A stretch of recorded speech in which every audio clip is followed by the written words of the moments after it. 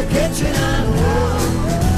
Someone's in the kitchen with my daughter, playing on an old banjo and singing fee-fi, fiddly-I-O, fee-fi, fiddly-I-O, fee-fi, fiddly-I-O, Thank you. Thank y'all for having me tonight.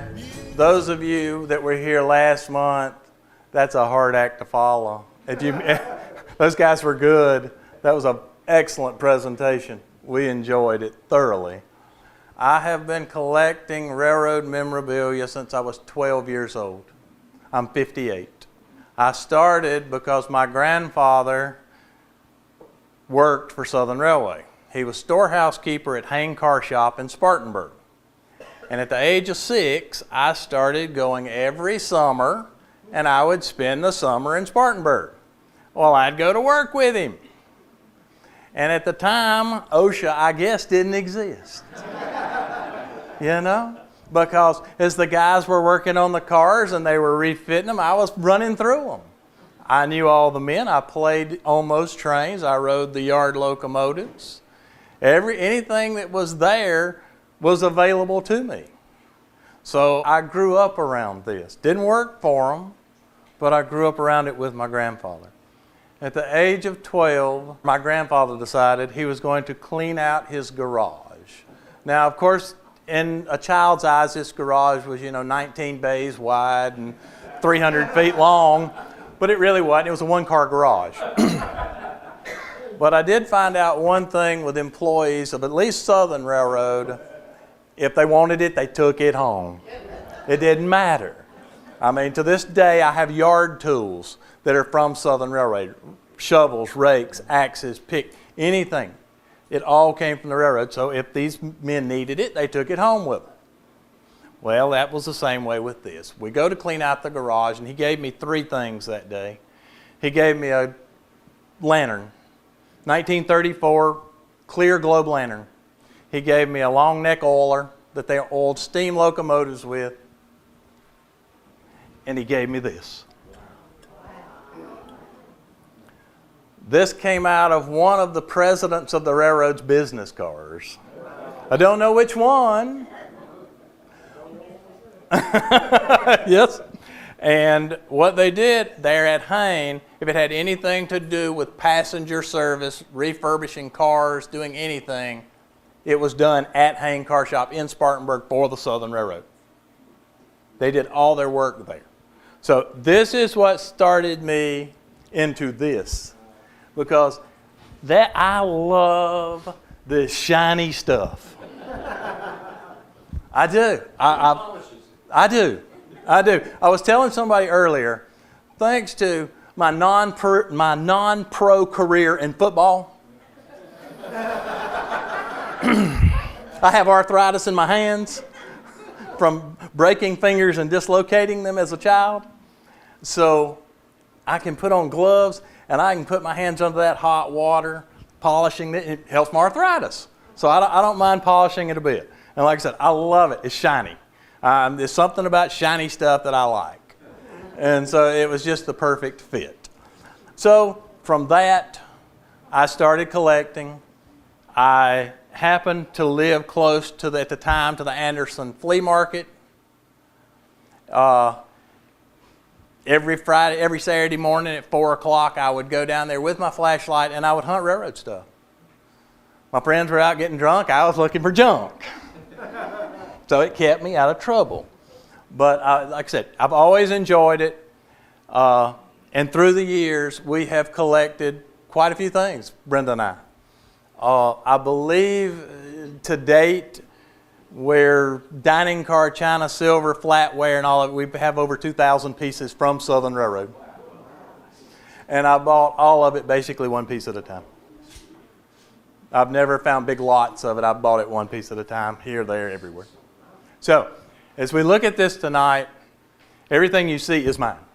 I'm not bragging. I just want you to know that I didn't go out and just find a picture of it somewhere. This is stuff from our collection, and a lot of it there's multiples of, because like with the dining car china, we try to get at least 4 place settings of each so that we can use it. you will not eat a meal at our house on anything but railroad china. I saw this picture when I was getting this together, and I can look right out the window, and I see that's the Carolina in the early 1950s coming into Saluda. And on that train would have been a dining car. That was the call to the dining car. First recorded meal served on a train, 1853, on the Baltimore and Ohio Railroad. It was not cooked on the train, it was served on the train. It was like a box lunch that they brought in. So let's see, the actual first real dining car, 1858 on the Philadelphia, Wilmington, and Baltimore Railroad, which became the Pennsylvania. And then 10 years later, George Pullman entered the scene with a Delmonico. And George Pullman changed railroad history with his dining cars, with his sleeper cars, with just the luxury of railroad. Pullman operated those through Southern. Southern did not have that early capability because they came about in 1894 after the Richmond and Danville. There's a scatter railroads. East Tennessee, Virginia, and Georgia, the Memphis and Charleston, the Cincinnati, New Orleans, and Texas Pacific, they'd all basically gone into receivership. They were all broke. And they came out of receivership, kind of like the bankruptcy laws today. They formed a new company and they didn't have to pay their bills. And they came out as the Southern Railroad, or Southern Railway. Anyway, they come out in 1894 out of receivership as Southern Railway. That time, they don't have dining cars. They don't have a lot of anything.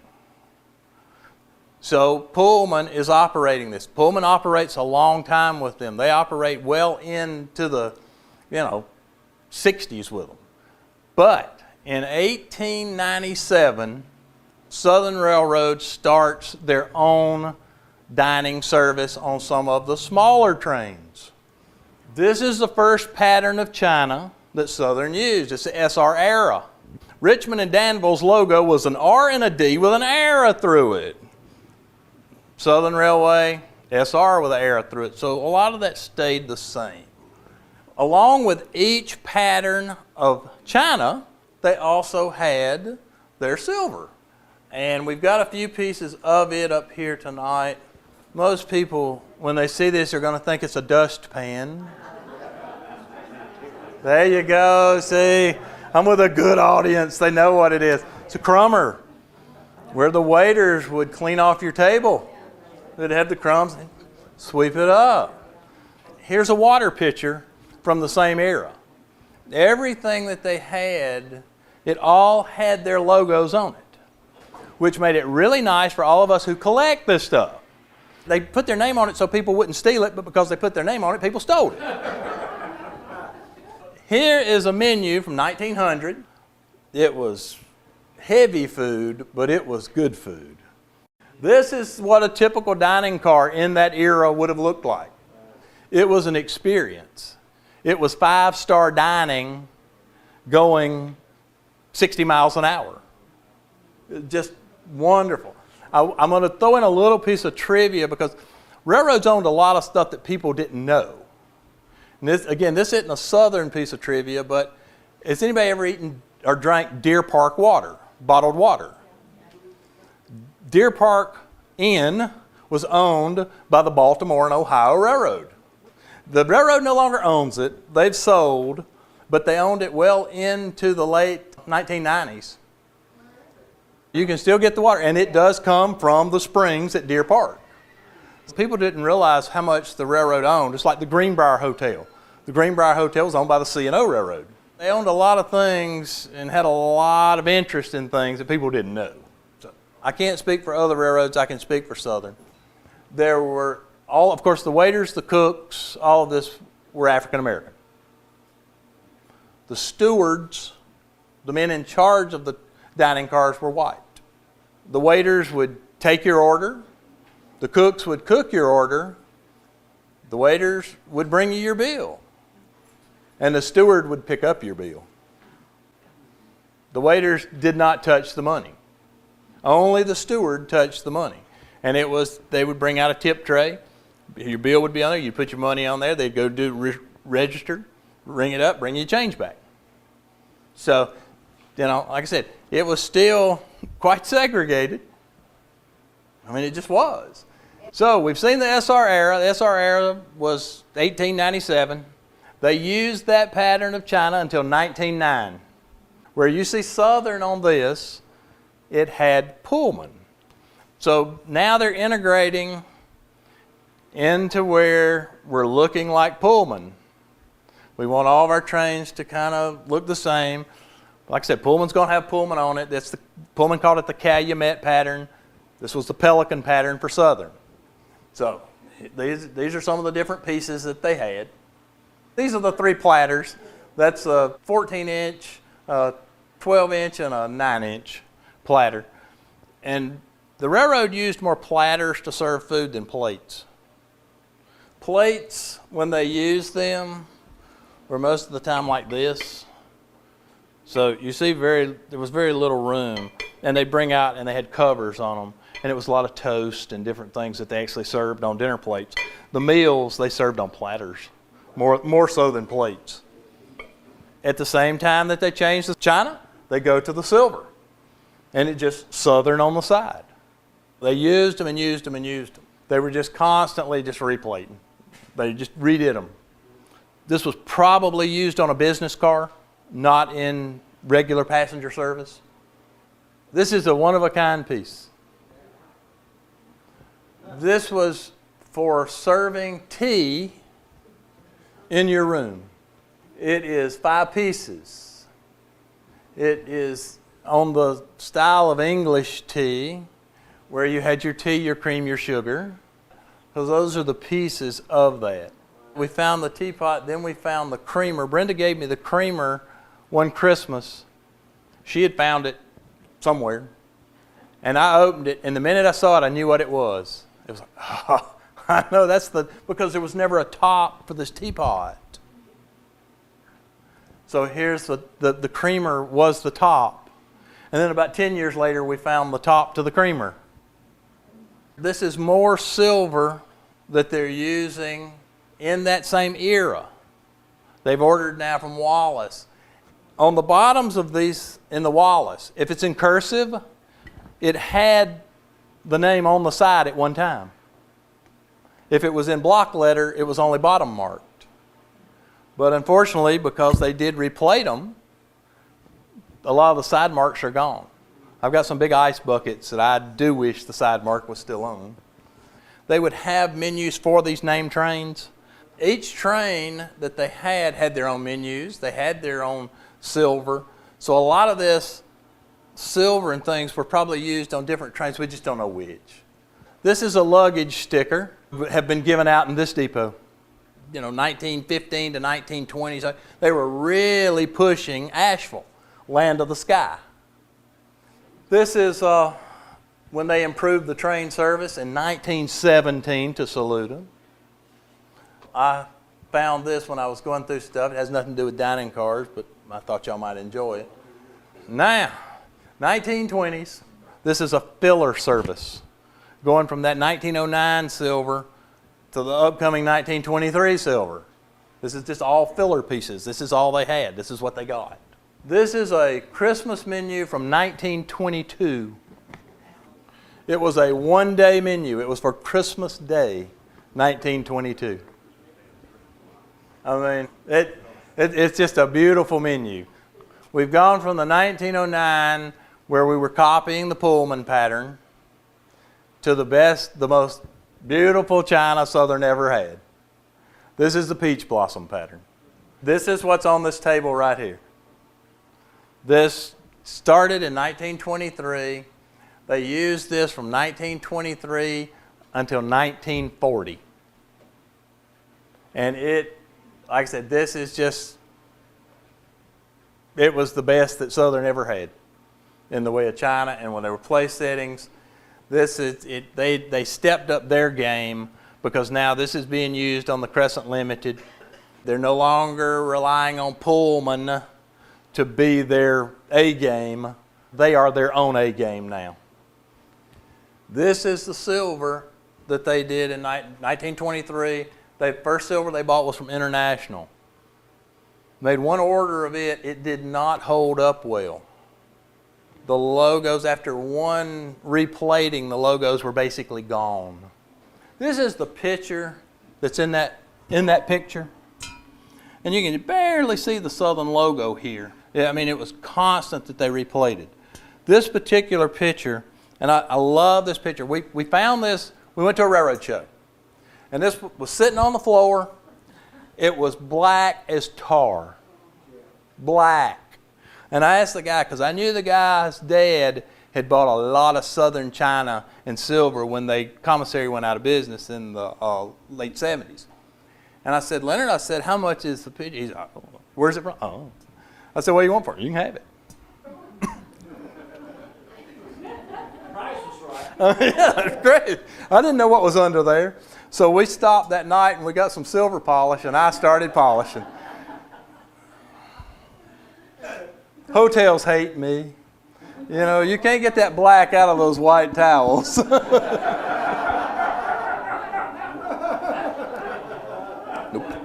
Nope. So anyway, we polished on it, and then lo and behold, here's the Southern logo. But that's not what I liked best about it. These big water pitchers are rare. A dining car may have had one or two. It was just because this is when he'd come out and pour your water. It wasn't something that they used on the table. So it was kind of a community thing for the waiters. But this one right here, undoubtedly at some point in time they wanted to chill their water and they put it in a freezer. And they split this from here to here. But they repaired it. And I know that it was repaired at Hain Car Shop in Spartanburg, because that's where all of it was replaced. The electroplating at Hain Car Shop. So I know that this thing was replated at the same time. Now, my grandfather wasn't doing plating. He was cutting up steam locomotives. But my grandfather was at that shop's the same time this was being repaired.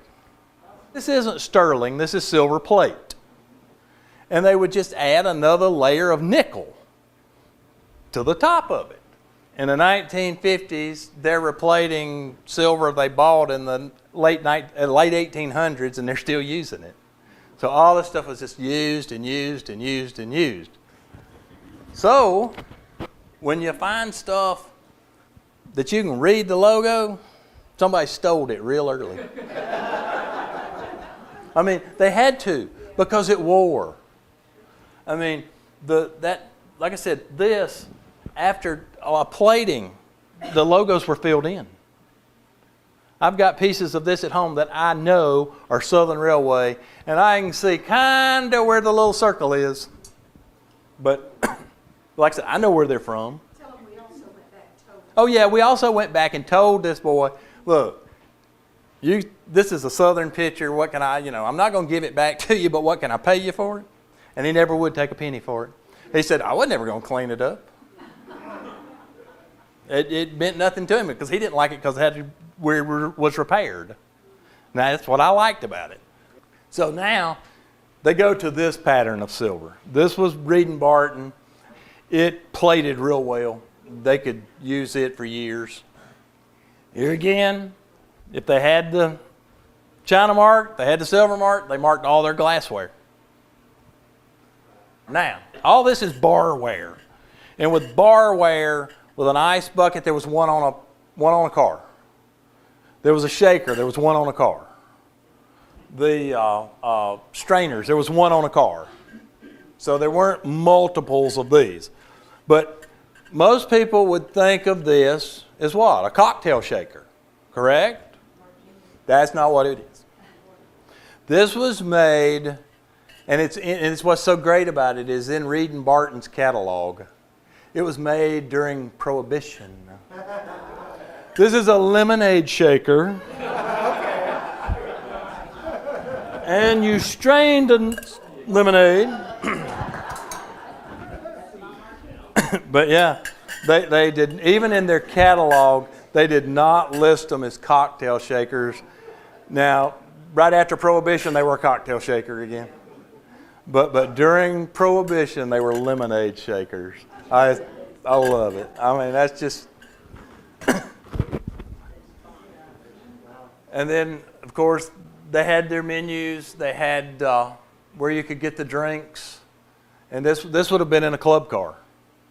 And a lot of times the barware was in club cars more so than dining cars. What year would that have been? That menu, 1927. That's July of 27. They also had for the waiters how they wanted all of this presented. It had to be presented a certain way. Certain foods had to be on certain plates. Certain, like a gravy boat, had to have a liner under it.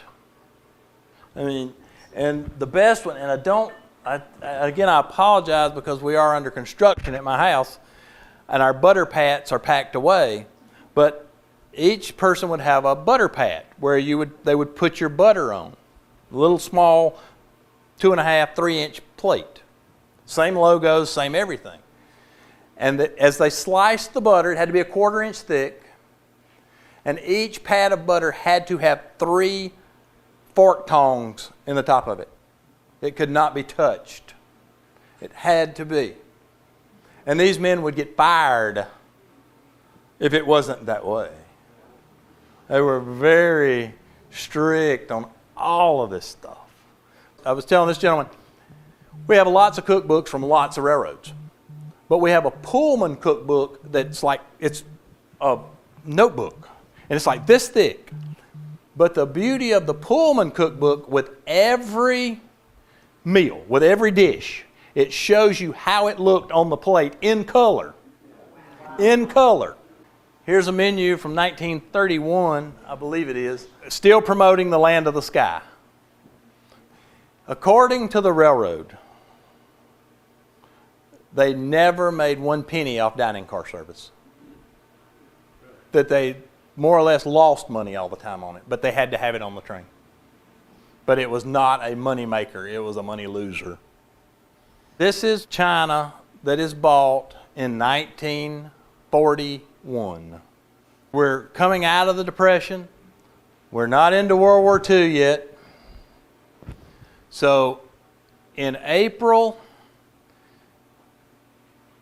and June of 1941, Southern Railroad introduces 2 new trains, the Southerner and the Tennessean. The Southerner was first, Tennessean came later. We're here with this china. At the same time, we're taking the logo off. We're going to the back stamp because we're already saving money. But this was Southern's answer to the New York Central and the Pennsylvania streamlined trains, because Dreyfuss and all them have created these streamlined, these stainless steel trains. So Southern got to get on this action. Now, why in the world they took peach blossom, which in no way is streamlined? I mean, this is 1920s at best. Beautiful, but still. But this, they didn't change it. They've gone to these smaller menus. These are little tiny menus. They're saving paper already. During World War II, they shrunk their menus to save paper. So, I mean, again, war effort, everybody was in on it. But this silver was only used on the Southerner. It was made for the Southerner. It was used on the Southerner. It was used on no other train. It was never used on any other train. This is the silver that they used on the Tennessean. It is this silver without the logo on the top. It's the logo on the bottom. By now, all this is filled in. Most of this, they've replated it so much. Again, like I said, any of this that you're finding with good logos was stolen early. And it's filled in, so they don't bother to put it on the side. They've got all this silver, so now they just bottom mark it and go on. This is the most known china that Southern used. They used this from 1948 until 1979, early part of 79, when they finally relinquished to Amtrak. But this is the Piedmont pattern. It was originally made for the Crescent because they re-outfitted the Crescent in 1948. World War II's over. They're beefing up, all stainless steel train. We're going to we pushed the Southerner and all that through before World War II. So we get out of World War II. Now we're going to vamp up the Crescent from New Orleans to Washington. This is the Piedmont pattern on the Crescent. This is a 1948 publicity shot. They were promoting the train. Most people just love this silver. That is streamlined. That's probably the prettiest they ever used, in my opinion. This is the chef, Louis Price. Louis started with the railroad in 1941 on the Southerner. And he worked for him, made his way, eventually worked on the Crescent. December 3rd, 1978, 2 months from when Southern was going to finally turn over their passenger train operation to Amtrak, he was killed in a derailment in Virginia. Southern was known for their corn muffins. It was his recipe. They used him in an advertising campaign in the mid-70s. He cooked for a lot of presidents in their private cars on the trains. They would request him to come back when they were pulling whoever is president. They would request he'd come back and cook for them over their own cooks. This is a late 70s dining car picture. This is in Washington.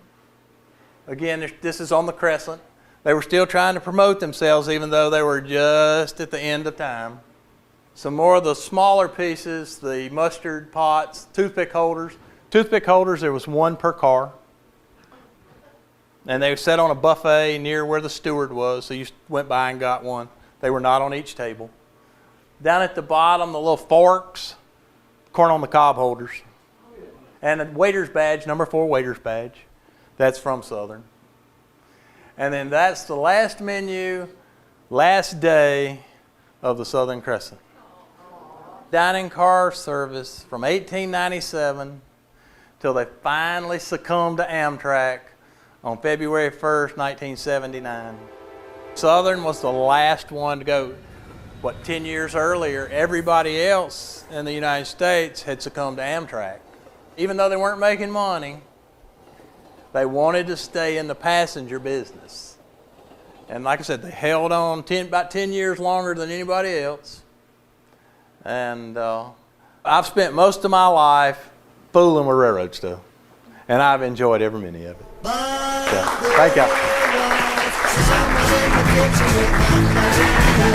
Someone in the kitchen, I know. Someone in the kitchen with my daughter.